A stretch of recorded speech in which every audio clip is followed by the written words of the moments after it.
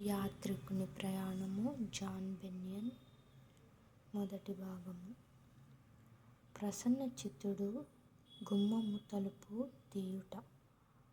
ప్రసన్నచిత్తుడు నిన్ను చేరనిచ్చుటకు నాకు నిండు మనస్సు కలదని చెప్పి వెంటనే తలుపు తీసెను.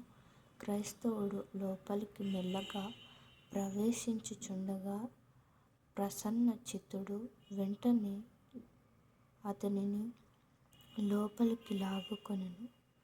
ఎందుకని క్రైస్తవుడు అడిగినప్పుడు అతడు, గుమ్మమునకు కొంచెము దూరముగా దృఢమైన ఒక కోట కట్టబడి ఉన్నది. దానికి బయల్జెబూలు అధిపతి. అక్కడ నుండి అతడును అతనితోనున్న వారును ఈ గుమ్మమునొద్దకు వచ్చువారు లోపలికి ప్రవేశించక మునుపే చావవలెనని వారి మీద అంబులను వేతురని పలికెను. అందుకు క్రైస్తవుడు, నేను సంతోషించి వణుకుచున్నానని పలికెను. అతడు అట్లు ప్రవేశించిన తరువాత ద్వారపాలకుడు, నిన్ను ఇక్కడికి ఎవరు పంపెనని అడిగెను.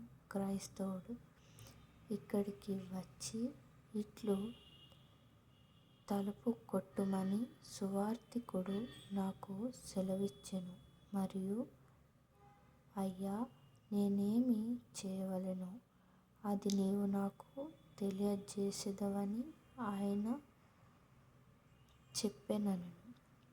ప్రసన్నచిత్తుడు, నీ ఎదుట తీయబడిన ద్వారము కనబడుచున్నది, ఎవడునూ దాని వేయలేడు. క్రైస్తవుడు, ఇప్పుడు నేను పడిన పాటుల వలన కలిగిన ఫలము అనుభవించుచున్నాను.